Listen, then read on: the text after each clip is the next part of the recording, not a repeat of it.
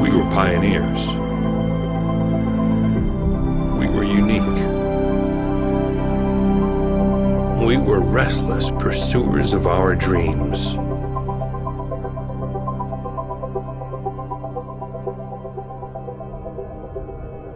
It was the year 2002 when Blizzard Entertainment released the strategy game Warcraft 3, along with a powerful editing tool that would allow players to create their own custom modifications.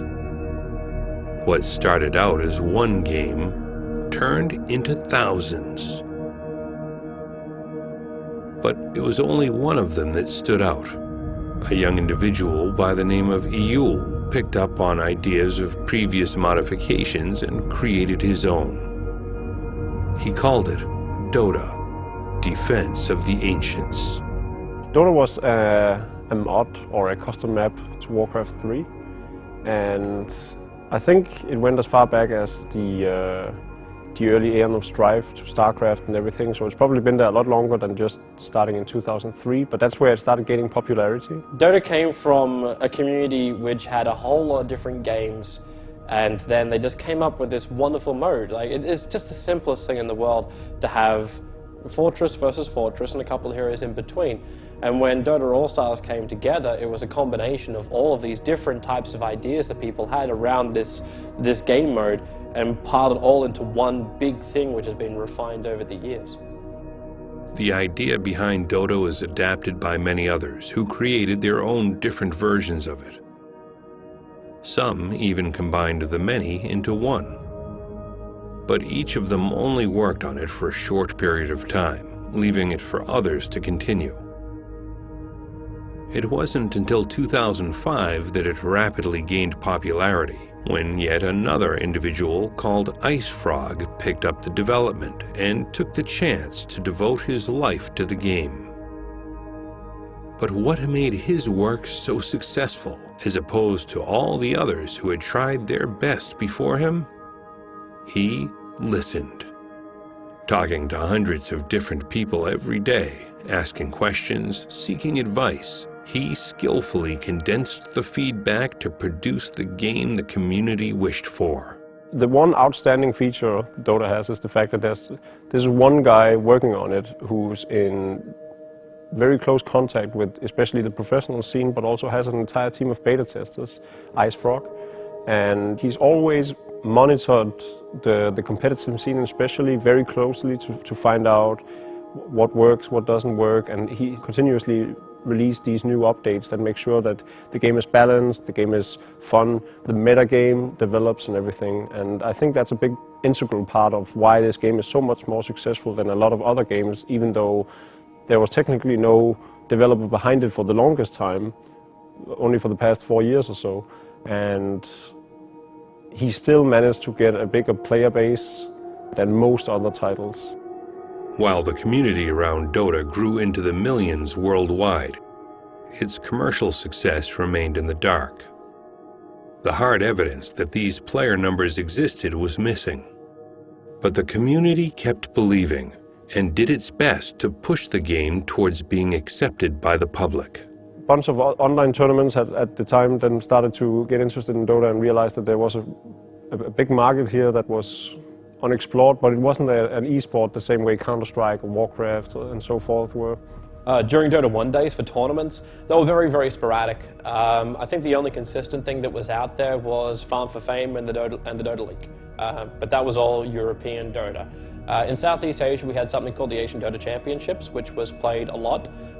Like that was probably, I think it was 2 or maybe 3 times a year. and it would run for roughly 2.5 months each time it would go. But that also means there's a lot of downtime. So outside of DreamHack and then ESWC, there wasn't many LAN tournaments, so that when Dota League announced their Dota League Masters taking place in Hanover, every team wanted to go, every top European team wanted to go, despite the fact that we only played for, I think, 1,000 euros or something. But this was really how much the teams really wanted to compete. It was all about the passion for the game and wanting to be the best. It didn't matter how much cash were on the line back then.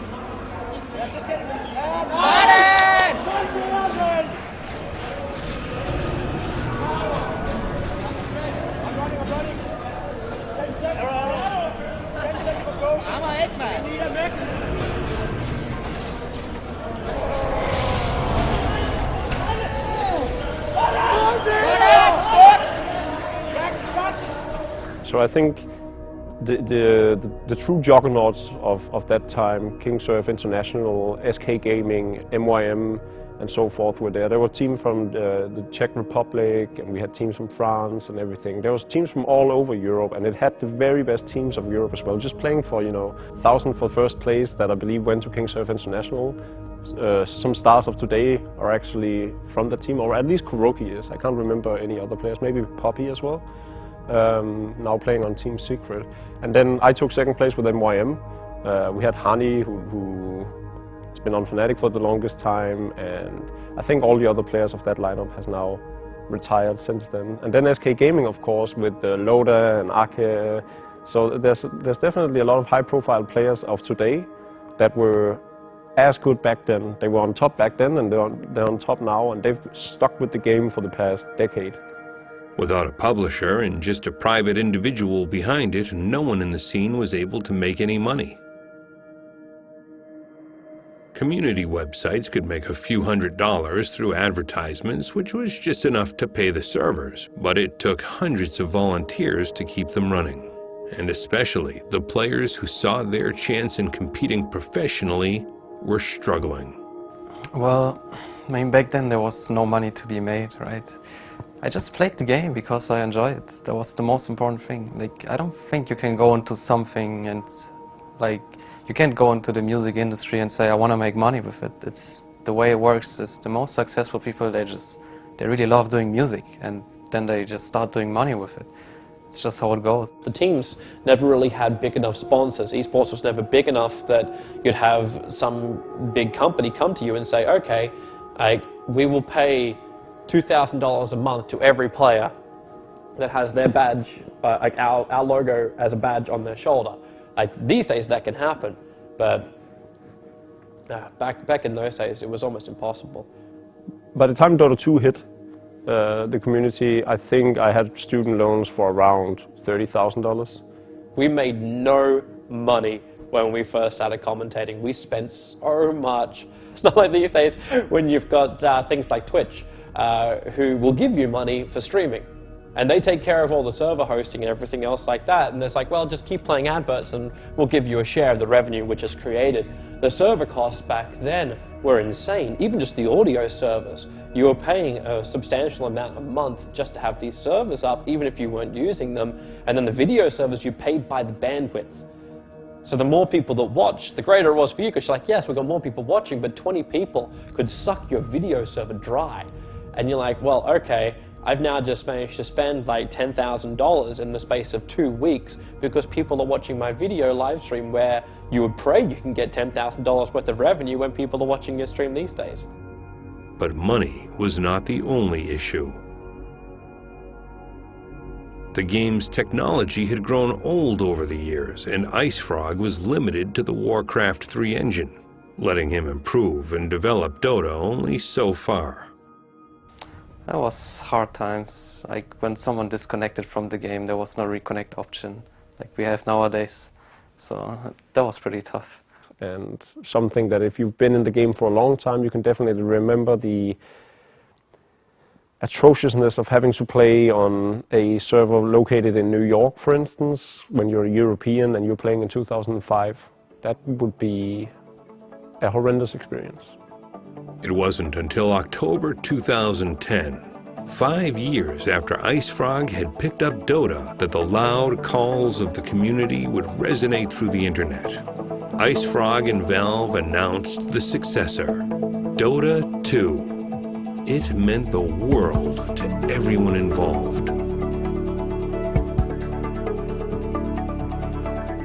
I think the most important change that Dota 2 brought with it was the recognition and acceptance outside of what Valve was doing. So suddenly you have all these esports organizations who want to pick you up. There's tons of sponsors with a keen interest in the game just because of the sheer publicity and the fact that Valve, one of the biggest publishers in the world, suddenly is developing the game and everything. So everyone was jumping on the Dota train. So Counter-Strike were talking about it, Warcraft were talking about it, StarCraft was talking about it, everyone was talking about it. And I felt that this was a monumental point in my career where I could finally, be proud of the game I played and show the world that this game deserves every bit as much recognition as any other title in the esports hemisphere. While the community and professional players were used to Dota 1 for almost 8 years, Dota 2 was just over a year and a half into development at Valve. The new visuals and gameplay had a different feel than the original Dota, and the community's first reactions were mixed. So a lot of people were really disappointed with, my hero doesn't look like it should, or these things in the map should be a little bit different, or I'm disappointed with this, and this. And at the beginning, the game got a lot of criticism and people seemed to not like it, and a lot of people said, we will never switch to Dota 2. This is not like our good old game. I remember the Skeleton King one was the most hilarious one. The Hellfire Blast ability was literally a skeleton farting.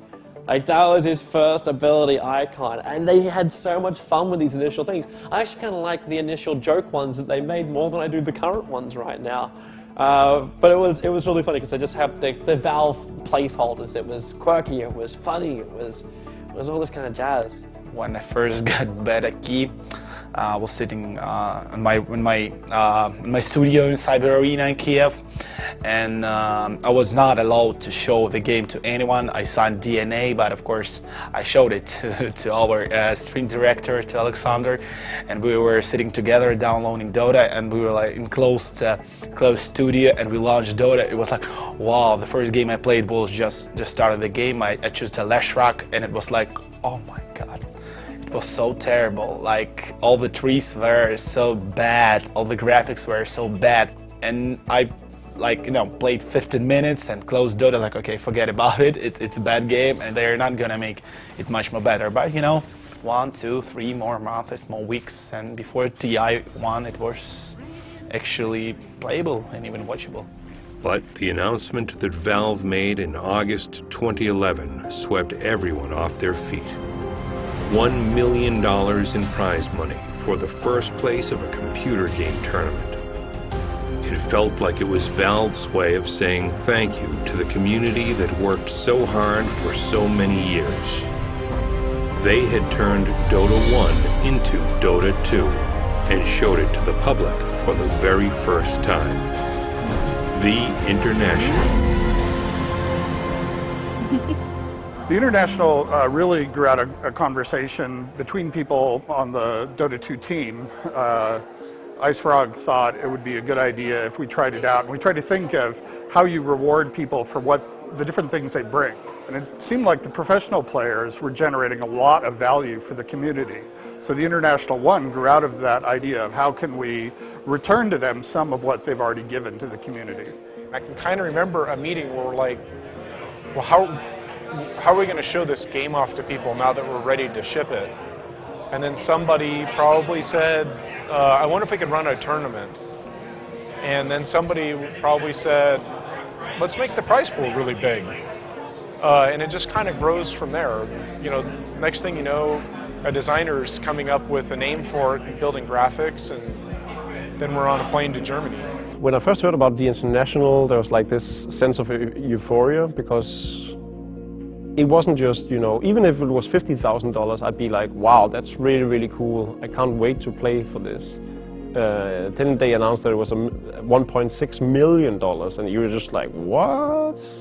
There was literally no money to be made, and suddenly there was millions to be won. It was crazy back then. I remember people went crazy over it. It was huge money in esport. Nobody could even understand that that's for real. That's real, 1 million. So for me, it was something incredible. I needed like 2 or 3 days to actually believe in this. I think the most enjoyable part was not the announcement of it or the fact that we had something to look forward to. It was participating in the actual tournament that really stood out to me because of the attention it got, but also the treatment that you received from Valve, and everything ran very smoothly and very professionally. And you know, the first international was at Gamescom, and you had everyone just standing in huge amounts of crowds outside of the booth, just trying to get a glimpse of this $1 million tournament, but also the new title coming up from Valve. Well, it's flattering to think that people would think that we actually knew what was going to happen. We absolutely didn't. We looked at it reasonably simply. This was a really fun thing for us. Our fans seemed to really enjoy it. Let's just kind of keep investing in it and see where it would take us. As we met more people from the professional scene and kind of watched the Dota 2 scene building up, gave us a lot of inspiration and ideas. So we're really watching the community and pulling all of our inspiration from that and trying to build on to the next event.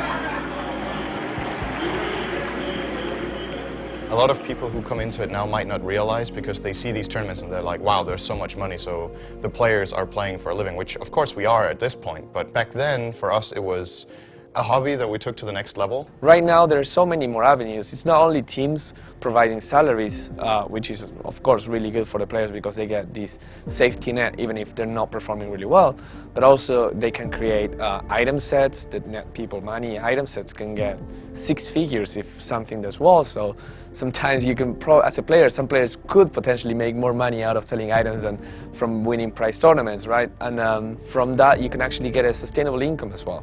Dota started as an idea, a custom idea, which developed into a community, which then developed into a competitive community, which has now developed into an industry.